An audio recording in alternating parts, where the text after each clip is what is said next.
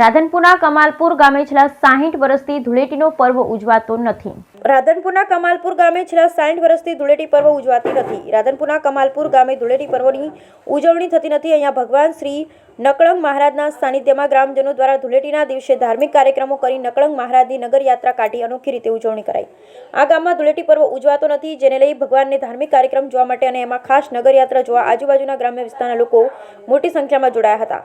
કમાલપુર ગામમાં વર્ષોની પરંપરા આજે પણ યથાવત છે. કમાલપુર ગામમાં ધૂળેટીના દિવસે કોઈ રંગોત્સવ કે ગુલાલ ઉડાડતું નથી. અહીંયા ધાર્મિક કાર્યક્રમથી ઉજવાય છે ધૂળેટી પર્વ. કમાલપુર ગામે વડવાઓની વર્ષોની પરંપરા સાચવી રાખી આજે પણ આ ગામે કોઈ ધૂળેટી ઉત્સવ ઉજવાતો નથી. વર્ષોથી વડીલોની પરંપરા મુજબ આજે પણ કમાલપુર ગામે ધૂળેટી પર્વ ઉજવાતો નથી. છેલ્લા 60 વર્ષથી વધુના સમયથી કમાલપુર ગામ ખાતે ધૂળેટી પર્વ ઉજવાતો નથી. ધૂળેટી પર્વ નિમિત્તે કમાલપુર ગામ ખાતે કલર રંગોથી નહીં પણ આ ગામમાં ધાર્મિક રીતે ભગવાન શ્રી નકળંગ મહારાજના સાનિધ્યમાં હોમ, હવન, યજ્ઞ પ્રસાદ, નગરયાત્રા કાઢી આનંદ ઉત્સવ ઉજવાય છે. વર્ષો જૂની પરંપરા મુજબ ભગવાનને શણગાર સજી નગરયાત્રા કાઢવામાં આવે છે, જેમાં મોટી સંખ્યામાં ગ્રામજનો જોડાય છે તથા આજુબાજુના લોકો પણ આ નગરયાત્રામાં જોવા દૂર દૂરથી આવે છે.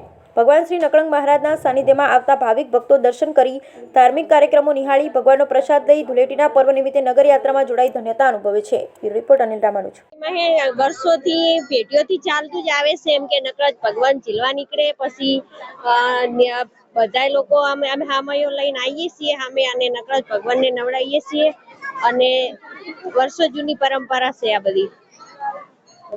અમારા ગામમાં ધૂળેટી પર્વ ભગવાન શ્રી નકળંગ મહારાજના સાનિધ્યમાં એમની નગર યાત્રા નીકળે છે.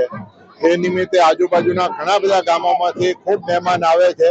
તો વર્ષોથી પરંપરા મુજબ અમારા ગામમાં આ દિવસે કોઈ ધૂળેટીનો રંગ ઉડાડતું નથી, કારણ કે બહારથી આવેલા મહેમાનોના કપડા ખરાબ થાય અને કોઈને અડચણ થાય એવું ન થાય એના માટે ગામે વર્ષોથી અમારા વડીલોની પરંપરાથી, મને પણ 60 વર્ષ થઈ ગયા, એનાથી પહેલાથી પણ આ પરંપરા મુજબ અમારા ગામમાં ધૂળેટીના દિવસે કોઈ રંગ ઉડાડતું નથી, જેથી કરી અને ભગવાનનો તહેવાર અમે આનંદ ઉત્સવથી ઉજવી શકીએ. અને એ આ નિમિત્તે અમે બધા ભગવાનની પાલખીમાં જોડાઈ અને બધા શોભાયમાન થઈ શકીએ છીએ. ગણેશભાઈ વાલાભાઈ ચૌધરી.